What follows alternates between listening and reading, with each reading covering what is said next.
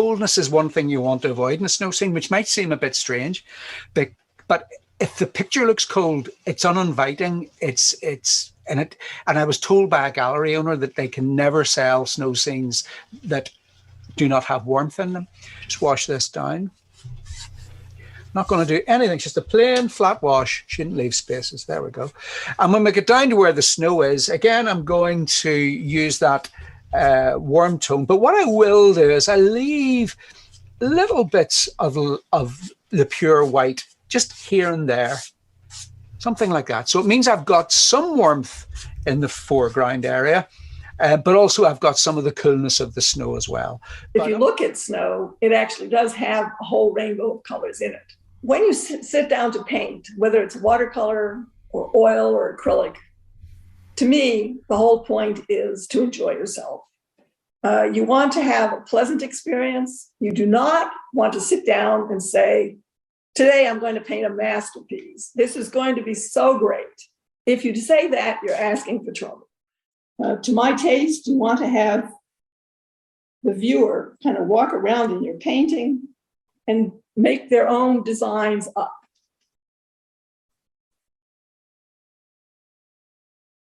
So we're giving sort of a hint of what's to come with regard to these roof lines. But you don't paint the whole thing. And one thing I've decided to add with this picture, just for fun, is a moon. Let's stick a moon there. Let's just give a hint of a moon.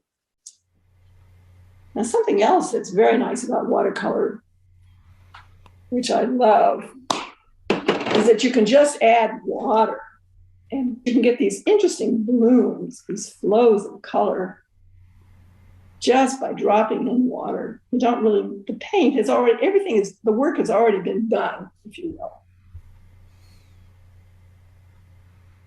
White paper can't give you the texture of the snow. It can't give you that lovely blanketing effect that the snow has. So you have to do other things. And in fact, all we need to do with our snow is to make sure our snow is light. It doesn't have to be white, but it does need to be light.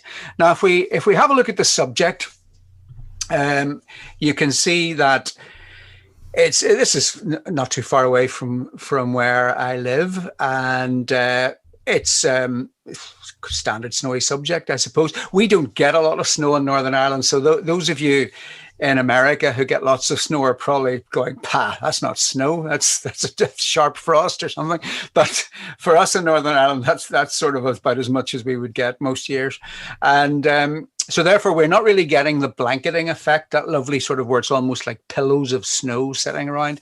But I'm going to pretend it is pillows of snow. So rather than have that sort of small chopped up look to the snow, I'm going to have nice soft snow that looks as if it hasn't been touched.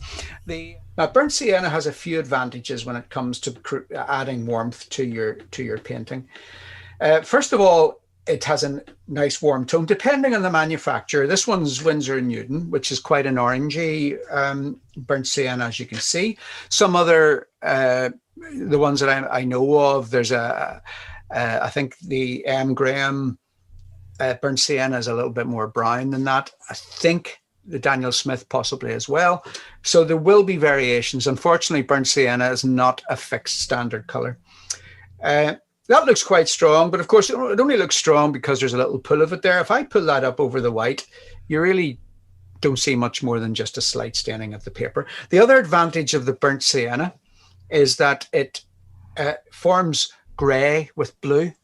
So therefore there's no risk of your nice bit of warmth going green the way there would be if I used yellow. So that's the other advantage of the burnt sienna. So make up a decent pull. The important thing is, this is the great thing about these workshops, because it gives me time to sort of really sort of explain things that we just wouldn't have time for in the short one. It's so important that you dip your brush in and that you paint with your full brush. Now, you saw how full that brush was. It drips very, very easily. You can see it dripping back onto the palette. What a lot of people do, and it becomes a habit and they don't even realize they're doing it, and I'm assuming some of you are going, "Oh dear, I do that when I do this." A lot of people do what I say, get a nice full brush, and then do this. the way you would do if you were painting your wall of your kitchen or something. So you don't want your brush to drip. But in this case, you need the full brush. So do not stroke your brush on the side of your palette, because that just essentially takes the paint out again. So anyway, nice full brush, and then onto the subject. Spray first. Spray first. I'm spraying again because with the lights and things, it tends to get a little bit warm in here. And as I always point out, the spray is really not much more than cooling things down a little bit. It's not really, I mean, it's not wetting. If I feel that, it's barely damp. If I can get I want to see if I can erase some of these marks. That one was the one that, if you remember way back at the beginning, I was saying it was a pity about that little mark there. So I'm just going to see if it'll come off. Sometimes they come, oh, dear, dear, dear. Not only am I not getting as much light as I would have liked, I'm not even getting the pencil marks to come off the way they usually would. Oh, well, you just have to take my word for it there, folks. But you will see it just above that. There is a very slightly more blue mark. So if I was able to take that pencil line out completely, we still would have had a suggestion of a variation in tones. Now, again, I'm nearly doing the same thing again because I've got that nice bright burnt sienna there, and I don't have any here. So perhaps maybe a couple of little bits in the snow just over at that side, just to give us that little touch of warmth. Maybe a bit too much. So rather than have it just there, I'll spread it around a little bit, and a couple of leaves maybe lying on the snow. Look, the sky in the left corner is slightly brighter because the sun is somewhere here on the left. So the sky gets some light from the sun, and I will try to keep it in my painting. So the sky on the right is much more intense. It could be slightly challenging to make this kind of transition.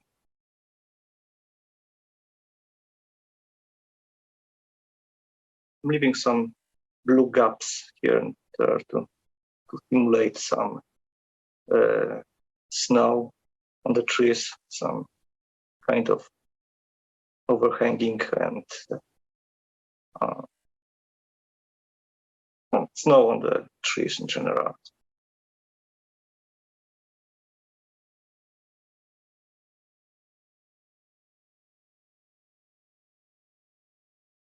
I think that this area looks good. And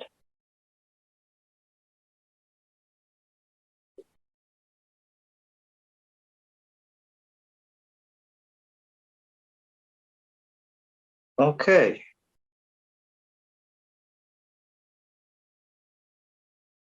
This was quite a stressful moment for me.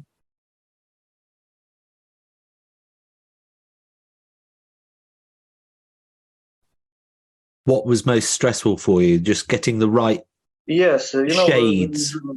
Yes, and to keep it soft and to keep it coherent. Yes.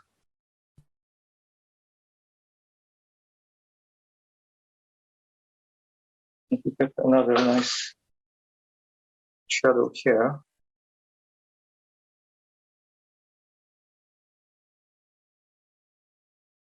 And here we have a long trail, a long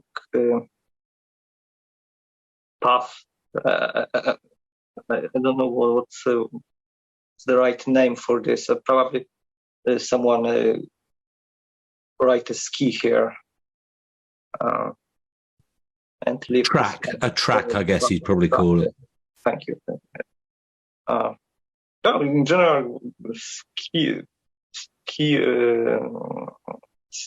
touring is my big discover of last few seasons, because I love skiing in general, but it was mainly alpine skiing, and I found that ski touristic is something fantastic and give you a very special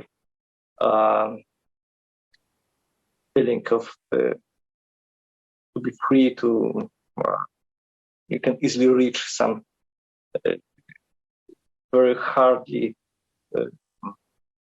accessible areas in winter, especially. This style of work has a lot of advantages. I need to be quick. I need to be bold. I need to omit some elements that are not crucial for the composition. But still, I need to sacrifice some areas, some elements, and I need to omit some details. It's okay. It's a different style of work.